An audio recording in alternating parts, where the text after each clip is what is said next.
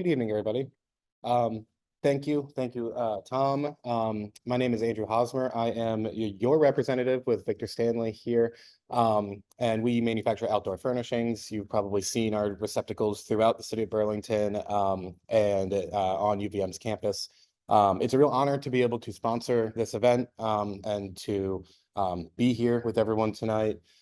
For those of you who are familiar with Victor Stanley and some of these events that we sponsor, you might be aware that we often give away a book and talk about a book in these moments where we have an opportunity to address everybody.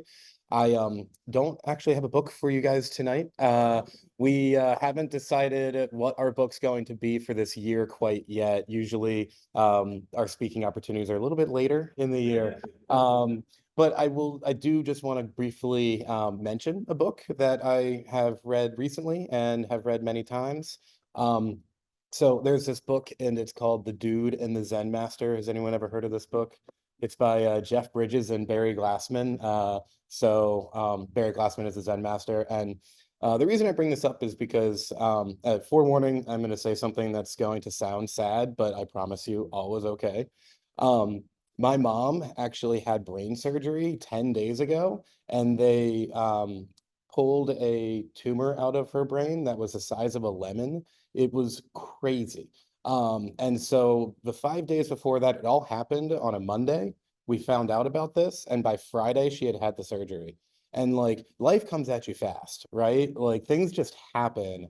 And you don't always know how to like kind of handle that. And your brain, your mind can kind of spiral, right? We also live in a world where we're going from screen to meeting, and we don't always have a great amount of time to kind of decompress and kind of like understand everything that's happening. And so I've read this book many times. I've had it for 10 years at least, if not longer than that. But I picked it back up because it's really the whole thing is a conversation between Jeff Bridges and this Zen master. And the whole thing is not a self-help book, but it's really kind of it's helped me, honestly. And it's funny and it kind of helps you focus on being mindful and to yourself and the way you think about things and just kind of being within yourself. And so in that sense, I'd really kind of recommend it because it's helped me in, my mom is doing fine and that's all great. But it's helped me kind of like calm down from all of that. So yeah, if you have a chance to find it somewhere, I'd recommend it. And I'll leave you with one last thing from the book. It's just relax, dude. Enjoy the ride, So thanks a bunch. I really appreciate being here with everybody. And yeah, thank you.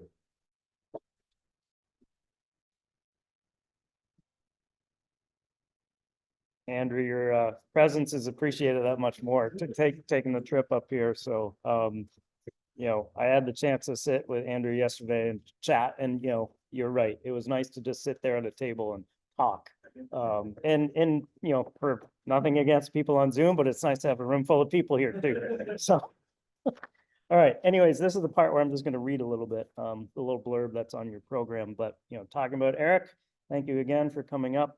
Eric is a partner and principal at Reed Hilderbrand Landscape Architects in Cambridge, Massachusetts. His work encompasses campuses, cities, museums, and institutions. And since joining Reed Hilderbrand in 2000, his focus has been on expressing design that is rooted in scientific research, as we'll see tonight, and engagement with the community, as we'll see tonight as well. A goal I think that we all as landscape architects and designers are striving for in all our projects. He's a graduate of the Harvard Graduate School of Design. Someone here is looking at MLA at GSD, so there you go. Talk to Eric, as well as Amherst College. I'm also an Amherst, well, not Amherst, but UMass, so go Amherst. Anyways, thank you so much, Eric. Take it away.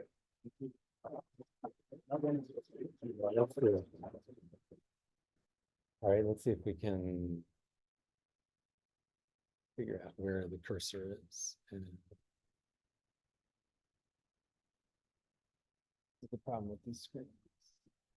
All right.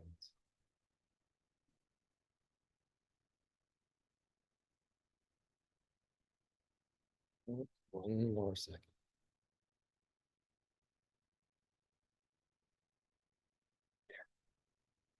All right, well, thank you all for coming out tonight.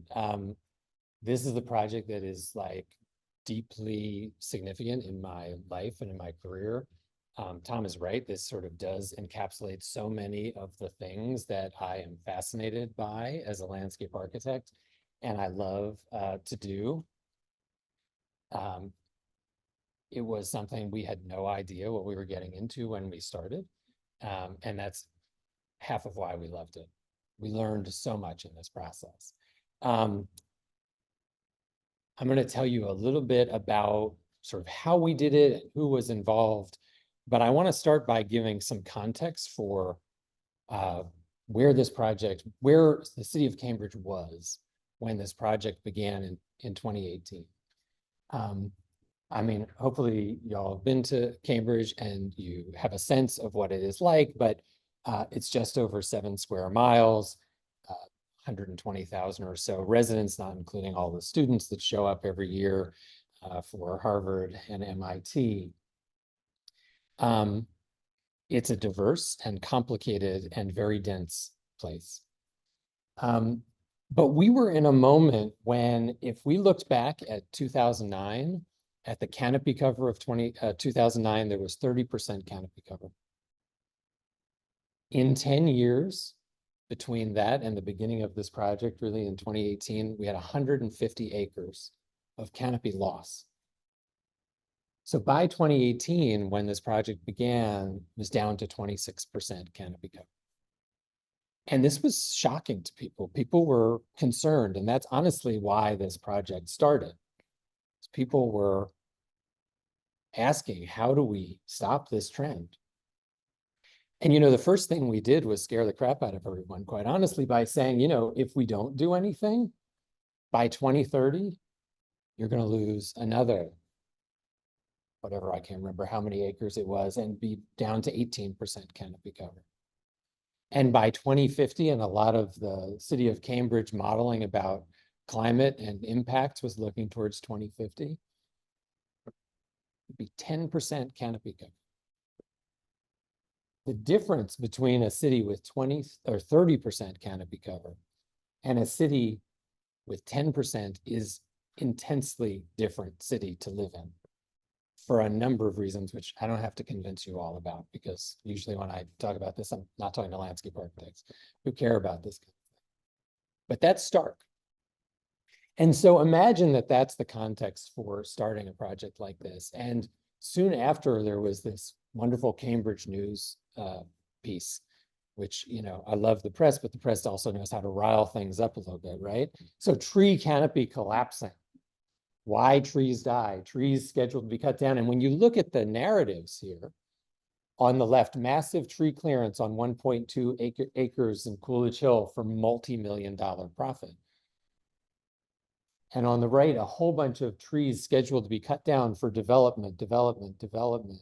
A little bit of the city screwing up by doing traffic changes in one of Inman Square. A little bit of the utility companies cutting down trees. You know, these were the narratives, right? Developers doing a huge amount of damage to our city. And out of this came activism, honestly. There were protests. Harvard looked to cut down this large oak in the Divinity School for a new building, and people got out and protested, and the Boston Globe and the Harvard Crimson covered this. And I love this rally for Cambridge trees, because it says saving our trees is everybody's job, or everyone's job.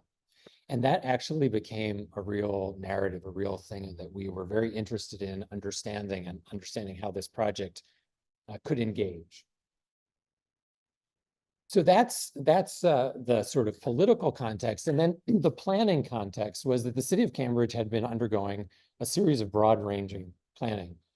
From 2015 climate vulnerability analysis, so what are the impacts of climate change going to be on a city like Cambridge?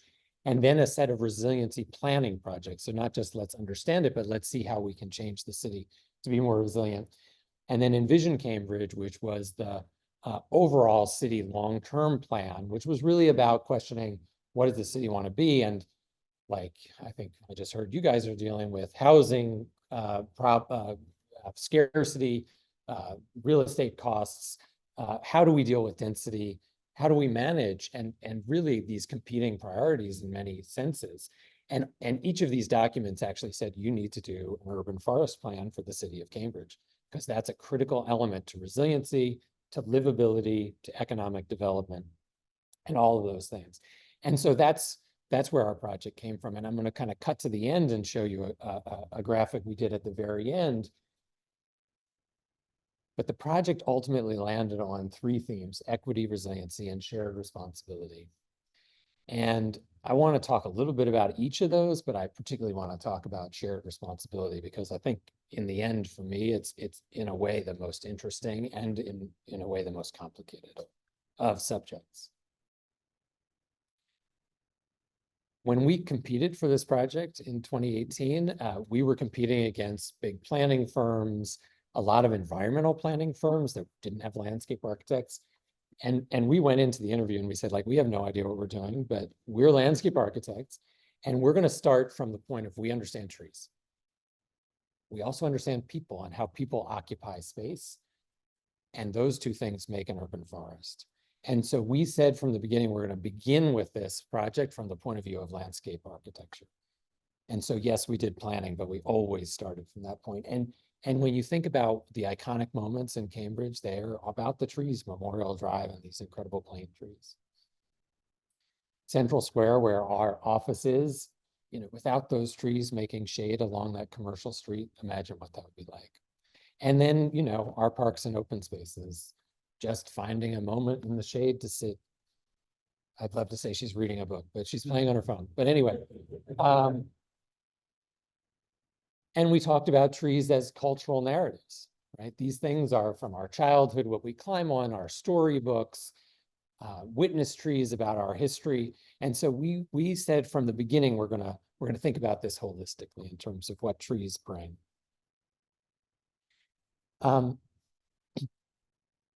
At the same time, the city from the beginning said this needs to be data-driven. We don't want generic best practices. We want a plan that is focused on the city of Cambridge and that comes from science. Now, let's all be clear, the city of Cambridge can afford to do things most cities cannot. And they were able to fund an incredibly robust planning process with a very robust set of team members on our team.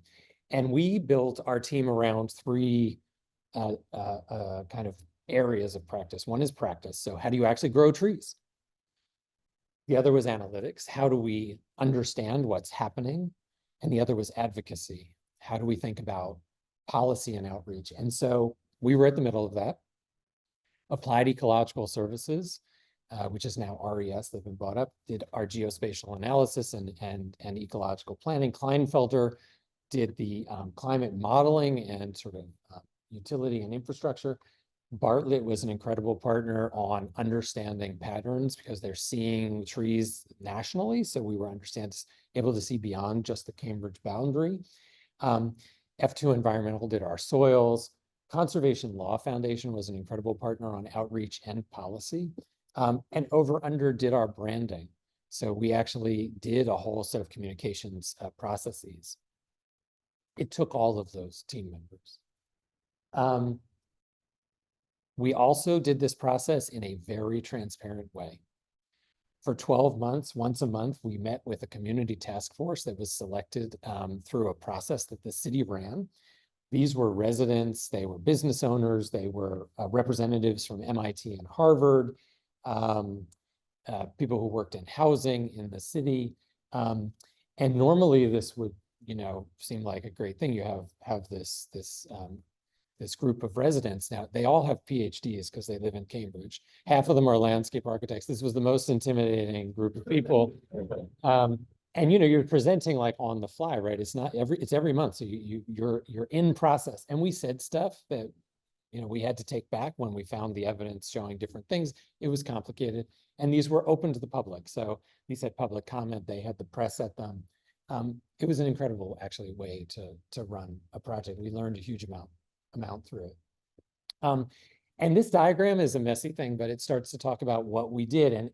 And we brought in from the kind of the bottom, climate vulnerability, understanding development and densification, all of these issues came through a research process, an analysis process.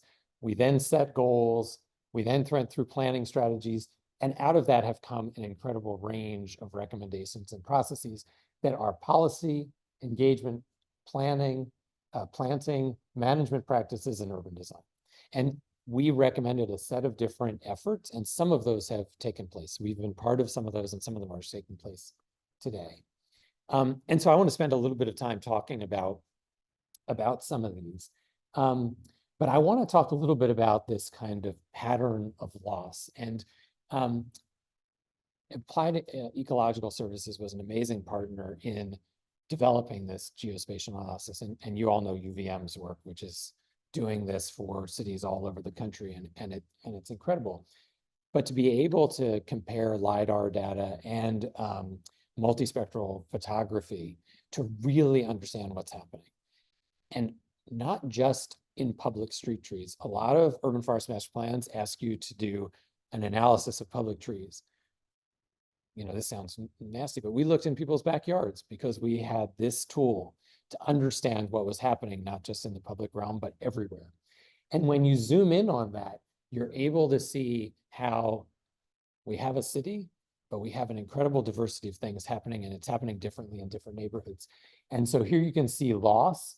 You can see all the trees that stayed the same between two periods. We actually had 3 points. We had 2009, 2014, and 2018. And then in red, where you have loss. It's pretty interesting, like in North Point, to see big areas of loss. That's an area going through a lot of redevelopment, but you also see big areas of new planting because it's redevelopment, so people are planting in those areas.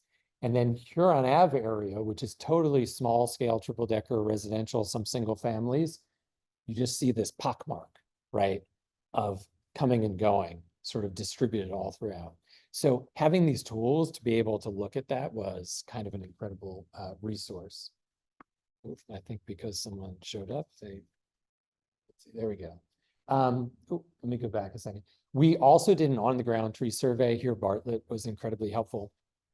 We found a set of 1 acre plots randomly distributed throughout the city, 5% of the city. Bartlett went out and they did an on-the-ground, what are the tree species, what size are they, what condition are they? That, against our multispectral photography, allowed us to actually take every single dot in that map and understand what species it was, and ultimately what condition it was. And so then you were able to zoom in and look, again, not just city street trees, but to understand the diversity of the palette of trees growing through the whole city. And here you can see the percentages of those. And they did some on the ground, like testing. This was like 97% accurate or something like that. It's pretty impressive for the quality. Because they did conditions analysis, we were also able to look at all these different species of trees and see which were in good condition, fair condition, poor condition. And so we could start to really understand what trees were surviving and doing well in the urban environment, which ones were struggling. We also did soils analysis and soils mapping. So we, again, had a series of representative areas throughout the city, and they went and did cores and soil testing. And we were able to start, and I'll come back to this in a bit, understand, because obviously to grow good trees, you need good soil. So what's happening below grade that's either benefiting the trees or creating a hindrance to their growth.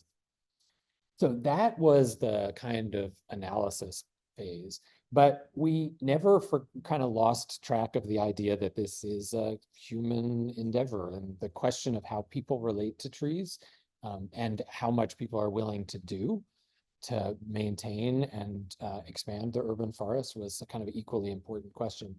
And so we had a lot of pop-up events, did a parking day, a lot of presentations. We testified in front of city council. We were out and about as much as we could. We also did a survey, and for those of you who do survey stuff, yeah, I can remove that because you're not going to see one of the kickers of the story if you don't. You all know how hard it is to get representative surveys. demographics of the city in the middle, demographics of our survey respondents. 1% of the city of Cambridge is over 65.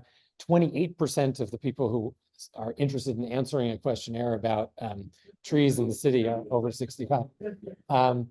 Same is true in demographics. Much higher percentage of white people responding to these. So it's very hard to, really through this process, understand what's going on more broadly, but it also tells you who you're trying to reach, because there's a lot of people who you're trying to reach who are not responding to this, right? It's those people that we need to be out talking to. And we're going to come back to that when we talk about the engagement process.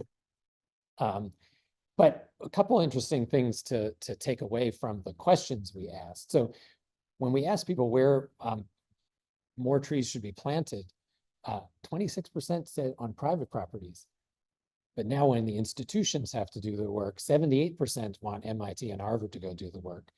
New developments, streets and sidewalks, and the city do the work.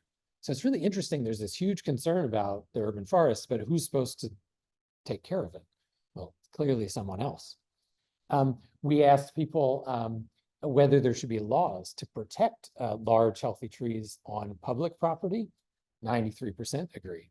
We asked them if it should be, there should be laws protecting trees on private property. 58% agree. Fascinating, huh? We asked about whether the city should incentivize, not require tree planting and maintenance on private property. 67. The city should provide resources to residents to plant trees on the property, 77. And this is an issue we came up with again and again, which is actually who pays for planting and maintaining trees, especially in neighborhoods where people, this is not their, necessarily their home, they're renters, or they don't have the resources to be planting and maintaining trees. This is a huge issue. So actually where the funding is coming from is something, and we didn't solve that one because that actually is too hard. We want to, and the city is thinking about ways to, but it's not solved. So let me tell you a little bit about what we learned. And I think a lot of these things are translatable to other cities. We've seen this as other cities have been doing their urban forest studies. So no surprise, the forest is not equitable. So the distribution of tree canopy across the city is not uniform. So we say, the city of Cambridge has 26% canopy cover. Well, that's if you average it over the whole city, right? But if you look at most of West Cambridge, it's at or above that 26%. If you look at most of East Cambridge, it's lower. And you've got neighborhoods that go from 37 to neighborhoods that go to 13% canopy cover.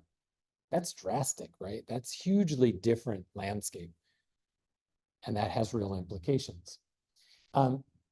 And again, as not just our report has shown, this is a history that goes back a long way. So redlining, about redlining, the Federal Homeowners Loan Corporation determined the viability of giving loans in different neighborhoods starting in the 1930s. They called it redlining because the neighborhoods that were red were not suitable for loans.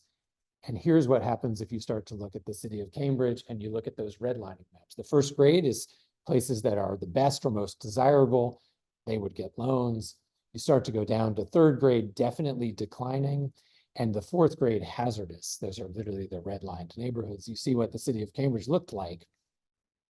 If you now turn on the canopy cover map, you see that those high scoring neighborhoods, 44 and 43% canopy cover.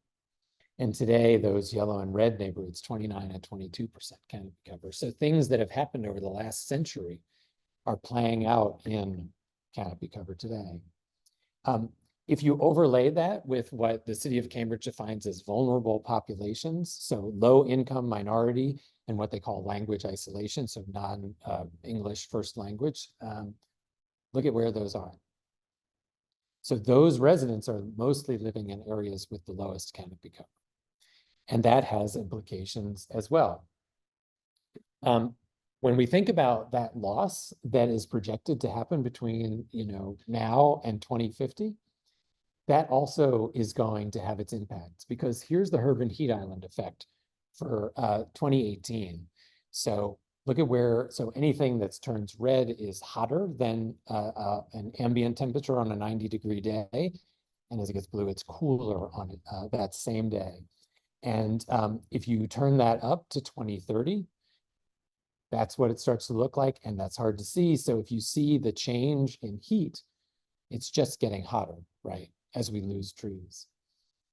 So that's the urban heat island for 2030. And again, you overlay those vulnerable populations.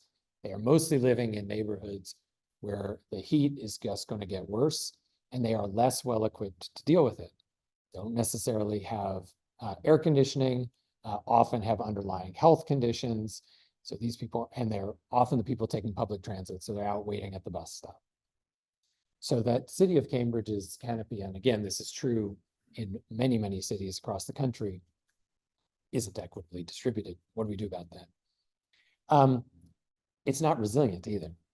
As we start to dig into it, we asked a lot of questions. And we asked questions about what's going to happen looking forward. And this is, one of these diagrams that we understand, and I don't expect you to, but we put in a lot of data. This is where Bartlett was very helpful, actually. We looked at species and how they're going to respond to increased heat, how they're going to respond to things like flooding and drought, and also what we know about trees that are doing well in the city of Cambridge already. We put that into a climate model that ran scenarios for the future to give us an image of what could happen. And we looked again, particularly at flooding and at drought impacts in the city. We had this matrix of understanding all these tree species and how these different conditions would play out. And we were able to model sort of what the potential and really catastrophic loss and how that could impact the city of Cambridge County. Just one of the most, in a way, kind of simple, but telling was looking at the species distribution again. If you look at those top 3 species, and this is also true in a lot of cities, Norway maple, pin oak, and honey locust make up almost 30% of the canopy when you add them together. If we had a kind of catastrophic loss of those 3 species, which isn't that crazy a thing to think about, we would have 17% canopy cover in the city of Cambridge. That is not a resilient forest, right? We love planting honey locusts and pin oaks, right? They're great trees, but we have to stop maybe for a little while and find some alternatives. We also looked at, this was an incredibly interesting finding, because we were able to look at the tree condition, and we were able to understand their location on sidewalks. A lot of times we talk about urban form, you want the building right up against the sidewalk, so you have these active street frontages, and that's very urban environment. But we found out that if you look at the city average of trees in poor condition, 23% of the trees are in poor condition citywide. But if you look in sidewalks with no setback, where that building is right up against the sidewalk and the trees have that narrow area, 50% of those trees are in bad condition. If you just get that setback to a little bit bigger, towards 5 feet, gets a little bit better, and then gets better again if you get that over 5 feet and you have a front yard basically to support those trees. So these kinds of things start to make you question your ideas about how to build a city.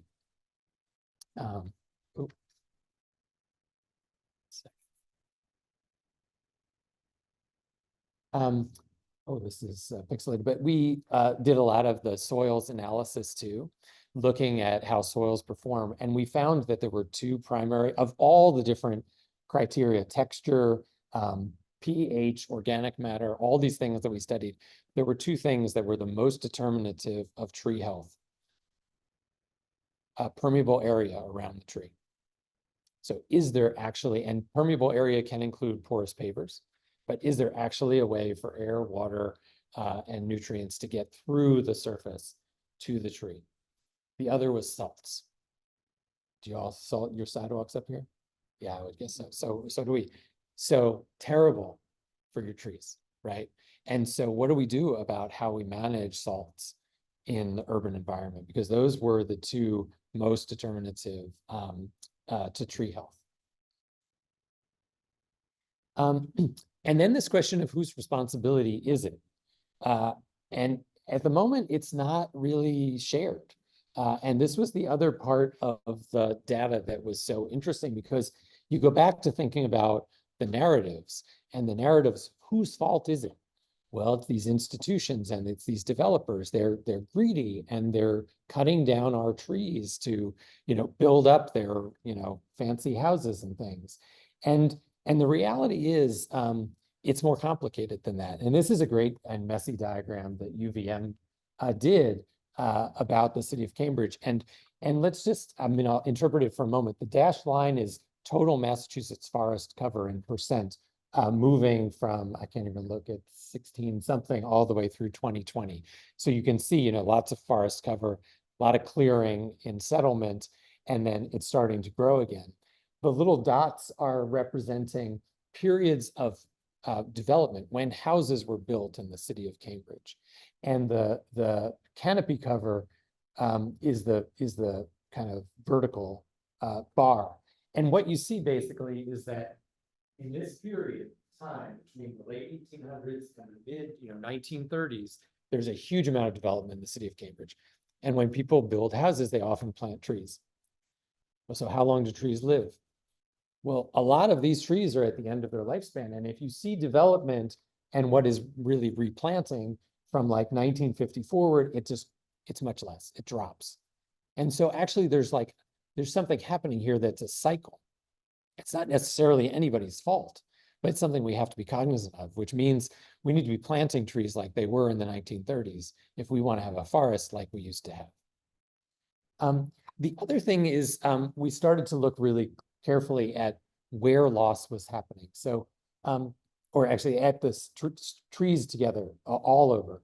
So if you look at the total canopy of Cambridge, 42% of that canopy cover is actually owned by the city, public trees, parks, sidewalks, schoolyards.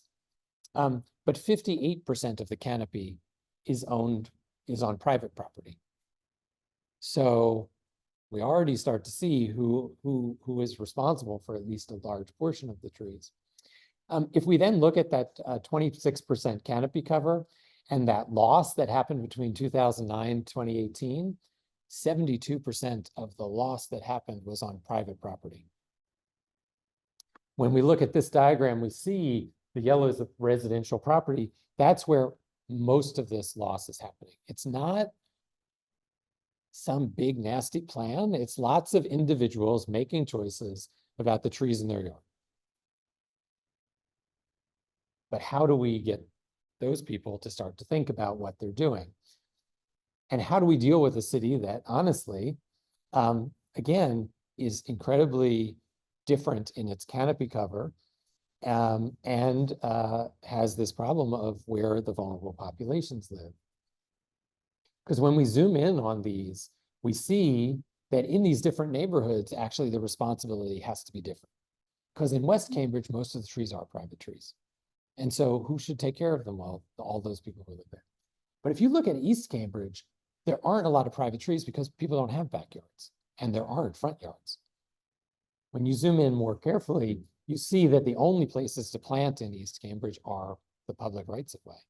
So if you want to increase canopy in those areas, who's responsible? Well, I think it's got to be the city. And if you want to know who's responsible in West Cambridge, I think it's got to be those property owners. And this is what those two neighborhoods look like, right? Wide front yards, big setbacks, places that you can have trees. And, that's indicative. Look at that tree. It's trying, but it's hard, right? That's a hard life for a tree.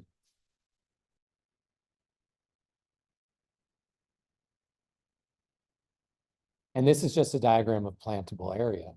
So look at all the area that can be planted in West Cambridge and look at how little area in East Cambridge. And one of the things about this diagram is we didn't count streets as plantable area. But imagine if we did. Imagine if you started to change the streets. So then the question is, how do we empower some kind of action to happen, change to take place? And here it gets complicated because everything is a balancing act. And we said this from the beginning, people want more trees, but there's a bike advocacy group out there too that wants bike lanes. And, you know, people want to preserve open space for trees, but we need housing. I mean, there's no question we need housing in Cambridge. So how do we balance all these things? We tried to develop a kind of set of language and narrative to talk about the forest. And the first was to think about it as a public resource, and to think about it as infrastructure. People expect the city to keep the pipes for the sewers going, right? And that's a public health thing, right? If we didn't, we'd go back to having the epidemics we had in the first half of the 19th century. Well, we are in the same place with the forest. So the city has to start thinking about, and everyone needs to start thinking about this, the forest as part of our urban infrastructure, quite honestly. And the other was that we have to think about curbing loss and planting trees. We can't just plant trees. We have to think about curbing loss. This is a little bit of a complicated diagram, but if you look on the left, this is if you don't change the rate of loss at all, and you plant 4,000 trees a year, we were aiming by 2070 to get back to that 30% canopy cover. That dip is going way down before it starts to go back up. If we can curb loss by 50%, reduce the rate of loss every year, and we only have to plant 2,700 trees, look at how far that curve stops. It doesn't go down as far. We don't have to lose as much, and we have to plant fewer trees each year to get back to 30%. So these are the things that it takes people to start to think about. Anyway, out of this came a matrix of recommendations, and they were around curbing loss, growing canopy, and I'll put this up because it's easier to see, and they were around policy, design, practices, outreach, and then other things. And we had a whole, I don't know, they were like 50 different recommendations for the city to take on, and they were quite specific. I want to talk about a couple of them, and I want to talk about what the city we thought needs to do. This is in response to those maps about where the different trees and different conditions are. And this is just a coda of an interesting article that came out during the process, which was about Boston. And it was about sidewalk repair disparity. If you look where the cracked and inaccessible sidewalks are in the city of Boston, and where like the very nicely preserved sidewalks are, do you know why they're this way? Because the city of Boston basically responded to calls. If someone called to say, fix my sidewalk, they would go fix it. So there are many neighborhoods where people don't know they can call, or they don't think the city's going to show up because they don't really trust the city. They're not going to call. So the disparity of where sidewalks were in good condition, right? And so this made us think, well, if we just wait for people to call the city and ask for trees, it's not going to happen, right? So what do we need to do? So in terms of shared responsibility, to build a more equitable and resilient city, we talked about the city taking on prioritizing what we call cool corridors. So how do people move through the city? If we could take the 2018 canopy and start to plant 12,000 trees over some number of the next years, and these are street trees, we could create a series of cool corridors or places that people can ride their bikes, wait for transit, and walk to connect the important areas of the city, commercial centers, parks, and cooling areas like getting to the river. So that became an incredibly important thing. And if you do that, you can have a cooling impact. You can actually cool the city. And these are amazing maps Kleinfelder was able to do by modeling the change. In areas that do have low canopy cover and limited plantable area, and honestly, populations that don't have the money to plant trees themselves, the city honestly just has to rethink what the city looks like. And we did a whole bunch of studies, and one of them was just thinking about, well, we think about, street trees as being like these things you plant, 40 or 60 feet apart in pavement, and that's what it is. And we call it an urban forest, but it's not. A forest is like the thing in the middle. What we are really doing is planting a savanna. But maybe we should be planting something more like a forest, a more diversified and layered planting. So we worked with the city to think about, how do you start to redesign streets? City of Cambridge is going through combined sewer separations. And one of our arguments is, as you change all of the utilities in these streets, you got to be rebuilding them. You gotta be really building them with adequate soils that go under sidewalks, permeable pavements, and actually maybe not trees that are just every 60 feet. Maybe our streets can go on lane diets. There's lots of streets that are wider than they need to be. Once in a big storm recently, they made everything one way. It seemed to work. So you could actually get some space out of those streets. And then just thinking about, again, different creative ways to think about rebuilding our streets so that even in those areas like on the left where those trees don't really want to be living in that, maybe they can live in something like this, even if they have, 0 front setbacks. We also have to reform the management practices. And we particularly focused on the question of soils here. And this, we took all of the data we developed from the research and we created a field guide. This is a book that the urban foresters carry around in the truck. And it's a diagnostic tool they can use basically in their truck diagnostics to understand the quality of soils, either when they're planting a new tree or if a tree is struggling. And it tells them what to do in response so that we're building healthy soils. We also have a map of the city in terms of the areas of highest risk and hazard. So they're looking in particular places. The city has also started a bare root nursery, which has been a pretty great thing, which enables them to plant more trees more frequently. They get big deliveries of these bare root trees. They're growing them in a gravel nursery in Fresh Pond, and they're taking them out and planting them. This has enabled, both from a cost and staffing capacity, to ramp up the number of trees they plant a year. They've planted these outside our office, actually, and they've been amazing. They're doing really well. So this is practice changes that change the capacity of the city to grow trees.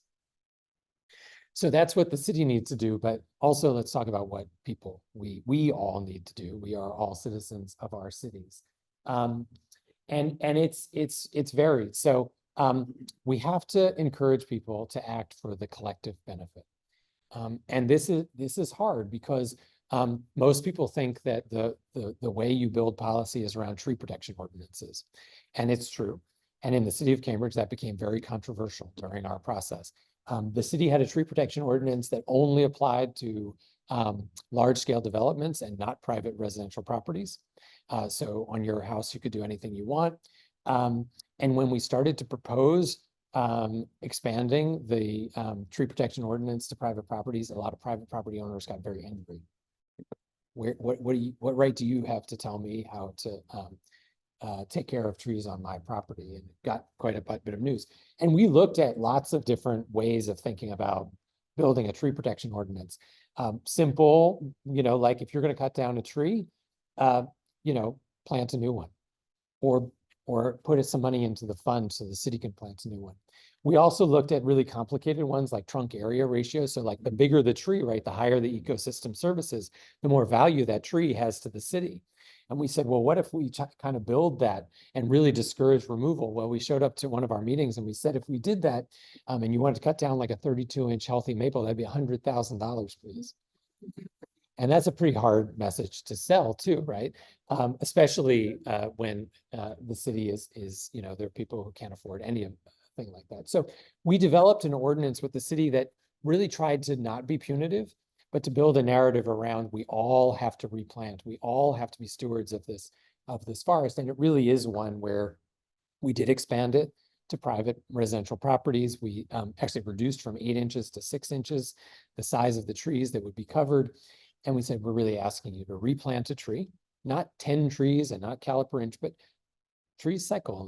This is life. There's disturbance, there's regrowing. And if you can't, contribute the cost and the city will plant one somewhere else. But there are other tools, and these are particularly to owners and institutions and developers who we think could be encouraged to act for the collective benefit. And here we looked at zoning. And zoning is really geeky and not interesting to most people, but it's an incredibly powerful tool. We looked at how many large project reviews in the city of Cambridge happened in that 10-year period.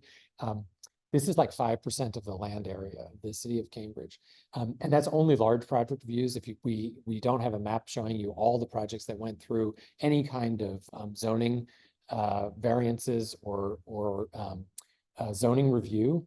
But if you did, I bet you'd be twice as many properties. So zoning over a long window has an incredible opportunity to change what's happening on this on private property. We actually then joined with something called the Climate Resilient Zoning Task Force, which actually a bunch of activated citizens demanded, which was to build zoning that was, they started with particularly around flooding and stormwater, but added heat and canopy. And so we joined the team as a technical advisor, and we helped develop what we called the cool factor. It's now called the green factor, but we like the cool factor because it's actually data driven about what cools our environment most. And we built a system where we said, let's look at all the different things that you can do on a property and rank them. And actually the thing with the most value is preserving existing large canopy trees. The least value is at the top. We also said, you know, if you do this within 20 feet of the sidewalk, the public realm, you ought to get like bonus points because you are doing more work for your neighbors than just doing this in your backyard. And so we developed a system where everyone who's going through this needs to meet a 1. It's like LEED, like it's a checklist, right? But you get points for high SRI paving. But if you pave your whole front yard with high SRI paving, you're not going to win. You're not going to get 1. But if you start adding things like turf, planting beds, understory trees, and canopy trees, you change your yard and you give back to the city, and you would then pass the green factor.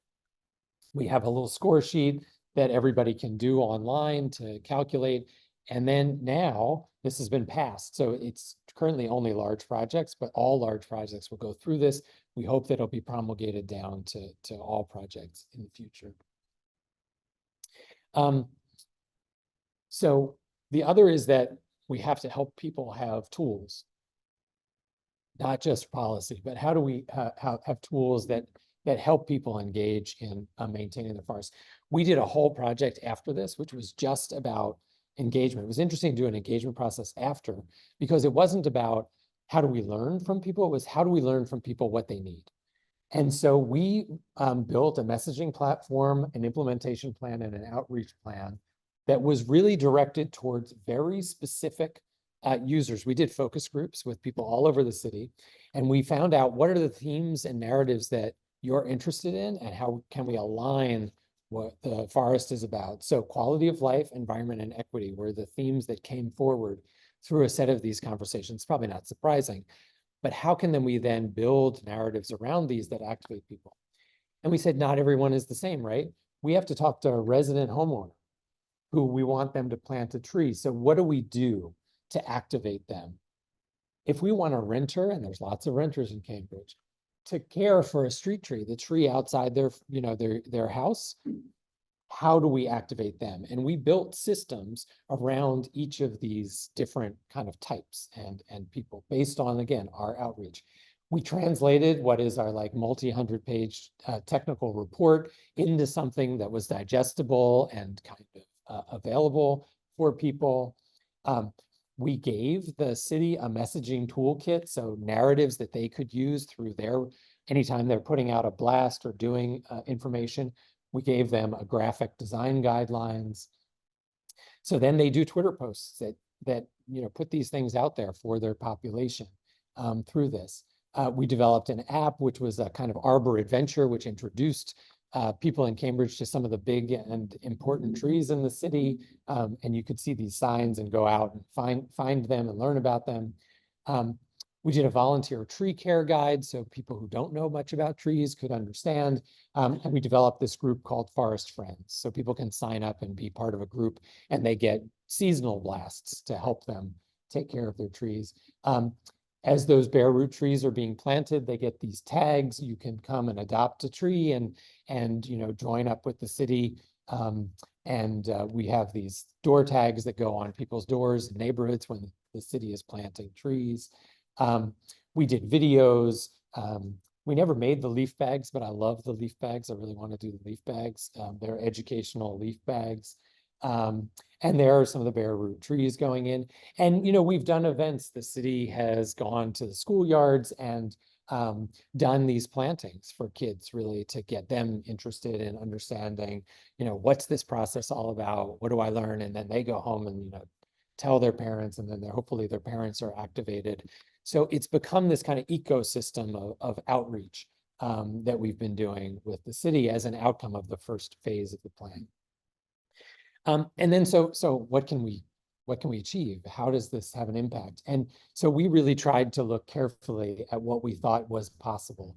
So here's the 2018 canopy cover. We looked at an optimized tree planting, and this isn't like every little inch of the city that's planted, but we did a realistic look at where we could plant. And I just want to zoom in on East Cambridge, which is one of those neighborhoods we talked about. We looked at, where could private trees, where could public trees be planted? We talked about lane diets. How can we narrow some of those streets that we can get trees normally in the right of way, parking lots? We can get some backyard planting if we encourage people. So we can increase the canopy cover from 15 to 20%, even in these neighborhoods that are incredibly dense if we do the right work. And that has an impact on heat island over time. And we can show real cooling in those neighborhoods if we can activate people in the city to come together to do this work.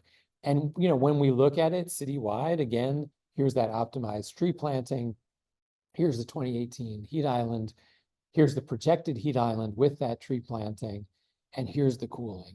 And I will say we had about 10 months of these task force meetings in which it was gloom and doom, and it was sad, and it was tough. And we showed up with this drawing that we could make a difference, and the tone changed. And it was incredible to see how people got excited about what was possible. So, that's where we are. We're at a moment where we're really trying to build that narrative of public action and private action overlapping and working together to transform the city. We did develop this 5-year action plan with a series of things, and honestly, they're doing a lot of this. It's incredible to see. We gave them a kind of annual reporting sheet so they can go neighborhood by neighborhood and see the impact to try to understand, and again, to make sure that the actions are equitable, that they're being distributed in the right places. And what's super exciting is that in 2020, UVM did another flyover, and actually canopy is starting to increase. The rate of loss has reduced. It's still going down in some neighborhoods, but actually citywide, we're starting to show promise that we can rebuild the Cambridge urban forest. And I think hopefully that's through a kind of narrative about equity, resiliency, and shared responsibility. Thank you.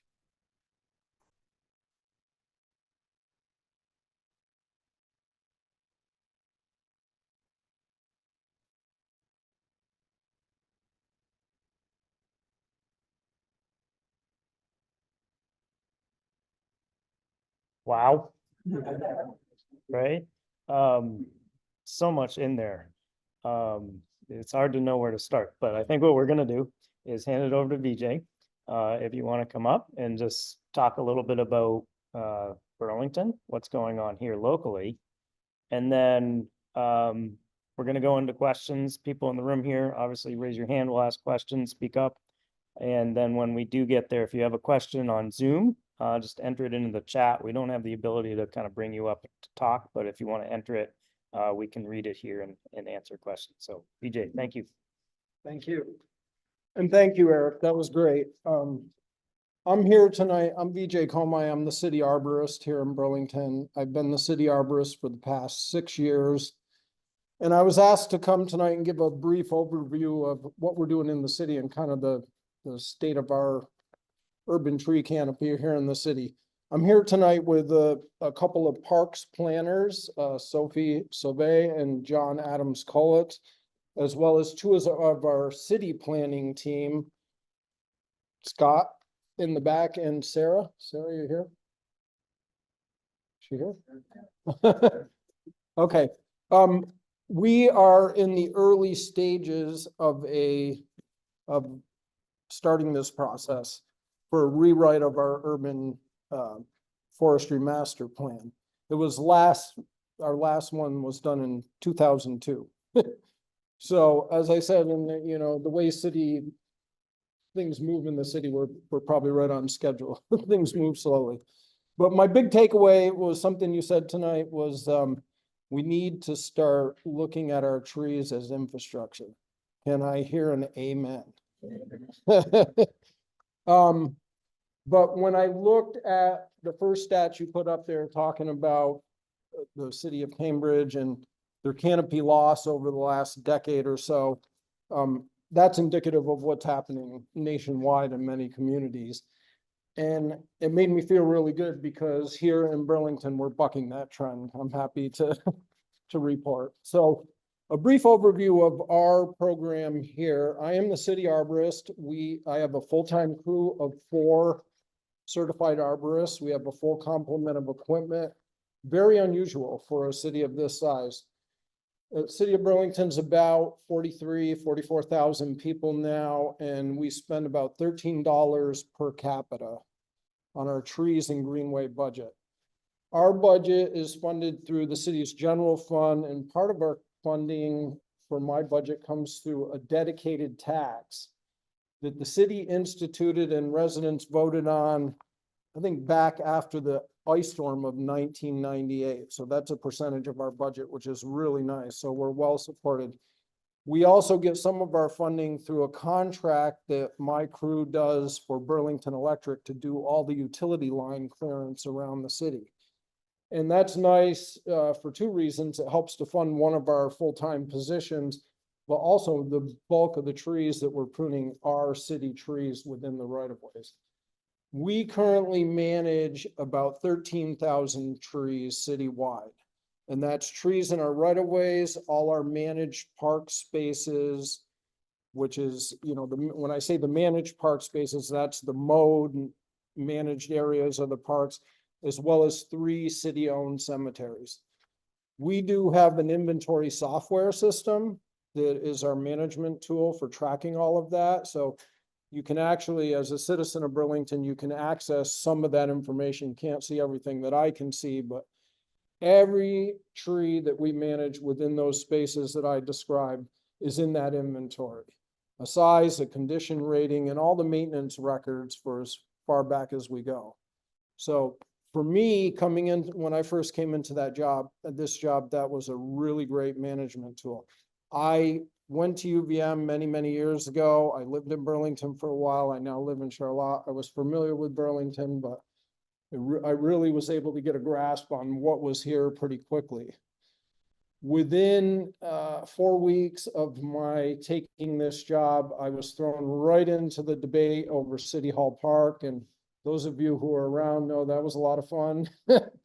I learned early on that people in Burlington really care about the trees, or at least pretended to. I mean, they had funerals for them going down Church Street, and but also emerald ash borer was first detected in the state like 4 or 5 weeks after I started this job. So it was a lot to take in. So using our inventory system, I was able to go out, just look on and do a query and find out where all our ash were in the city, and go out and actually look at them and start to formulate a plan of how we were going to, you know, proactively start addressing that. Burlington has had 2 urban tree canopy studies done. The first one, the data was collected, I believe, in 2004. And the assessment was completed in 2008 using that 2004 data.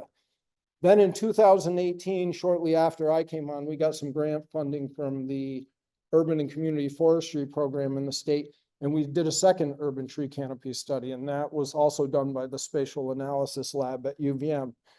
So they compared the data from both, and they actually they had better technology to assess the data from the later one. So they went back and looked at the data from 2004. And what they found over that period between 2004 and 2016, 2016, we had actually increased our canopy by 4% here. So that was really good news for us. Some interesting things that came out of that. I'm very data driven in my management of the trees in the city. I mean, it's great when you have an inventory system and information like this to really formulate a plan of how you move forward. And and continue to increase and enhance our canopy. But over that time period, Burlington gained 218 acres of tree canopy. But we found that also by section of the city, or by ward in this case, that was broken down, and there was a big disparity. So let's see, tree canopy, existing canopy varies greatly by ward, with a high of 54% in Ward 4, which is out in the New North End. It includes some of the forested areas out there. Obviously, larger houses on larger lots, more private trees. You get the picture. To a low of 18% canopy in Ward 8. If you're familiar with the city of Burlington, Ward 8, when they redid the ward several years ago, it's this little sliver that sort of the top of Main Street, South William Street, a couple side streets up there, and then it goes over and through all of Redstone campus and the UVM athletic complex. So when you think about that area, you've got big buildings, giant parking lots, dormitories, athletic fields. So not a lot we can do with that because it's actually out of my jurisdiction as far as tree planting. But what was cool about this, having this data, was that I really looked at, how can we up our game here in Burlington? We're fortunate here that, as I said, we've had a well-funded, well-supported program, but for many years, many years, because I have the records going back, the city was planting every year, but they were planting only in the spring. And the vast majority of those trees, with the exception of special projects, were coming from a city tree nursery that we have with a volunteer group called Branch Out Burlington. Branch Out Burlington's been around for a little over 20 years, and I think about 15 years ago decided to start, in partnership with the city, a city tree nursery. It's actually in South Burlington on UVM's Horticultural Research Center land. And that's been a great partnership. And so they were planting trees and harvesting from there and planting them around the city. And they were planting on average about 140 trees a year, which was great. And as you can see, over that time period, we planted about, well, to date, about 1,500 trees that are in the city came from that nursery. As I said, they were planting every year, but we really weren't having a net gain of trees in our inventory, in our public spaces. And the reason being is that pace of planting was barely keeping pace with the trees we have to remove on an annual basis for storm damage, natural attrition, vehicle strikes, you name it.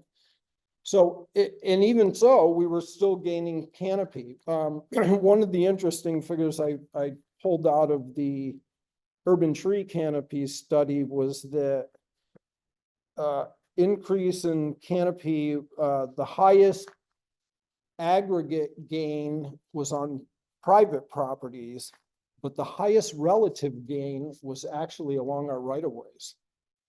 And I think that's a real testament to the fact that we have a really robust program of taking care of the trees you have. It's great to plant a lot of trees, but you got to be able to take care of them, right? So with the threat of emerald ash borer and the fact that the city had adopted a climate action plan back in what year, John? I got it written down here somewhere. What's that? 2008. The city's climate action plan had a little blurb about trees that said, we'd like to have a goal of having 50% canopy coverage citywide. I don't know where they came up with that number, if that was even a realistic goal. And then it said, to do that, we need to plant 588 trees a year. I went back through minutes of these meetings and research, and nobody seems to know where that number came from. But the bottom line was we weren't planting that many trees. So with the threat of emerald ash borer, climate change, I really thought, geez, we really need to up our game. So how are we going to do that? We weren't going to get any more money from the city. Our budget was what it was. We had to be more innovative and I think work smarter, not harder. And so we decided to, there was more space at our city nursery plot, so we expanded our city nursery the year after I started here by about another half. And we also started planting bare root trees. Now, for some reason, the city had never done that. I don't know why, but I had met up with Nina Bassick, who's you probably know who that is, from Cornell University, really well known in urban forestry. And she had been working for many years with the city of Ithaca, New York, with planting of bare root trees. And it's super cost effective, it's efficient, and so we found a source for those trees and we decided, hey, not only should we be planting in the spring, let's start planting in the fall as well, because fall is a great planting season.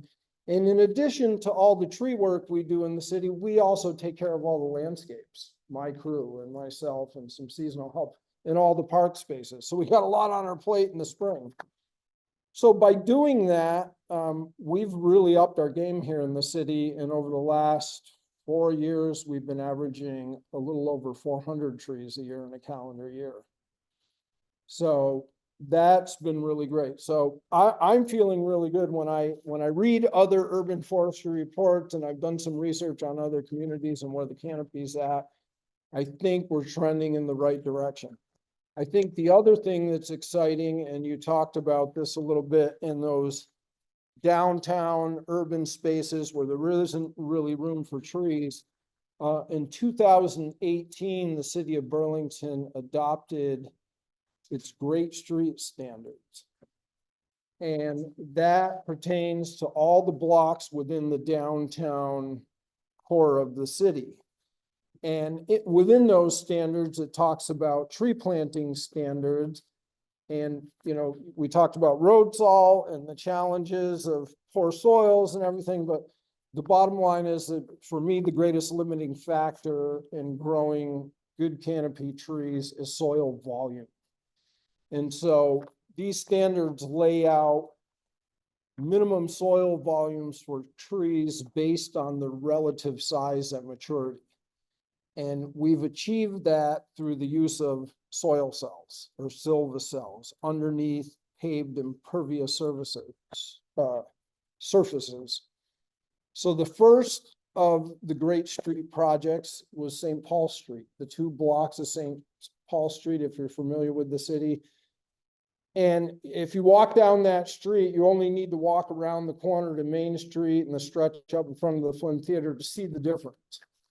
The trees that are planted in what appears to be standard tree grades in the sidewalks, especially on the upper blocks, are actually in silva cells. So underneath those permeable pavers, some of those trees have approaching 2,000 cubic feet of soil to access. And the growth over I think they just had their 4th growing season, has been phenomenal.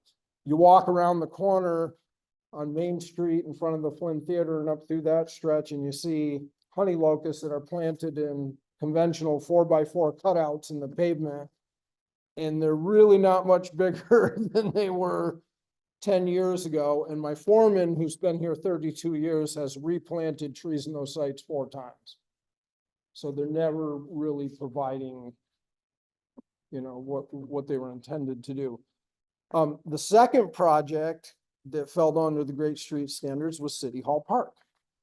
And again, in there, trees were central to that whole design and to the debate surrounding the design, but the trees that are planted in hardscape in there are also in soil cells with adequate soil volume. And now we're moving on to our third project in the city, and that's the rebuilding of Main Street, 3 blocks of Main Street that started just last week, and it'll go from South Union down to Pine Street. So I'm really excited about that. The city's making that investment. These same standards will be applied to the blocks surrounding City Place when that project is done up here, the hole in the mall, as I like to call it. So I'm just going to finish up here, using the data from this tree canopy study, I decided we needed to start targeting the wards in the city with the lowest amount of canopy coverage. That's an equity thing. We didn't need to put our efforts into planting more trees at this time out in Ward 4. They got 54% canopy coverage. So using that data, we found that wards 2 and 3 in the downtown core, which is like the downtown core, a lot of the old North End and out towards Manhattan Drive. We went through there and identified all the open tree planting sites that we thought were viable sites within our city right of ways. And we planted them. The next spring, we planted 214 trees in wards 2 and 3. And so we've systematically been going through the city. And the nice thing is it's been really efficient. In the past, these 140 or so trees they were planting a year were kind of one here, one there, and they drive up a street and plant an open spot and pass 3 more. And from an efficiency standpoint for post care and watering and everything, if we're going to go up a street, let's plant every spot on that street. So if you're familiar with the city, you probably noticed over the last couple of years, there's hardly a street you can drive down now where there's not new trees that were planted.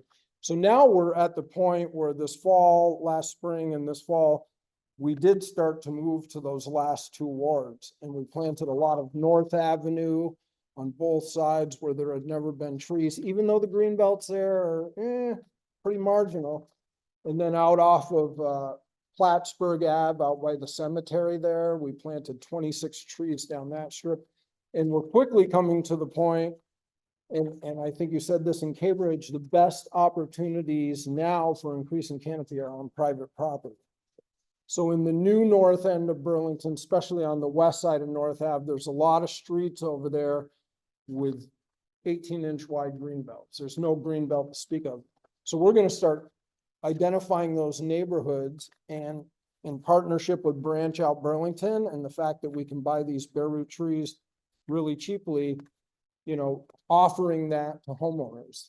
We'd much rather put a tree on a front lawn that'll grow to be a large canopy tree, cascade over the street, shade the streets, have some stormwater mitigation effect, and have the soil volume live to be a really good mature tree. So I think we're in good shape in here in Burlington.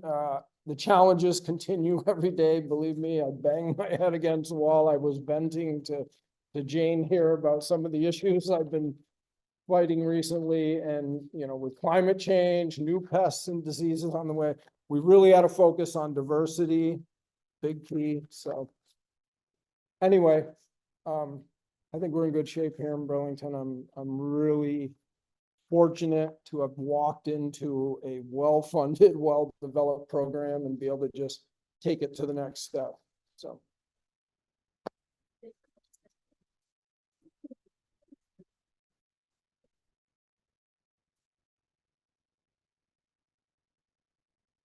Thank you, VJ.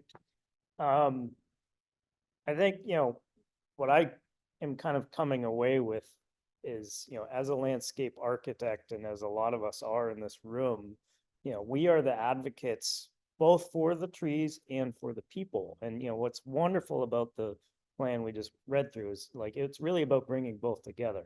I've been on plenty of projects where a developer says, I'm willing to replant the tree rather than invest in what's going on underground. And it's just so frustrating, right? So, you know, I think we're in that role, we're in that position where we need to start, you know, continuing to advocate and to inform clients. You know, the other way to look at it too is like, this was focused on the urban tree canopy, right? But we're in Vermont, and there's lots of open rural areas as well, rural towns. And, you know, something I've been thinking about is just, you know, the natural forest that's out there and the degradation of that primarily for development. So, you know, there's lots of other questions that come out, and, you know, I think we all need to do our part in trying to research and answer and come to lectures like this to get really good ideas. So thank you both for presenting and talking. And, you know, if we have questions, you know, now is a great time to kind of roll through them for 15, 20 minutes. So thank you.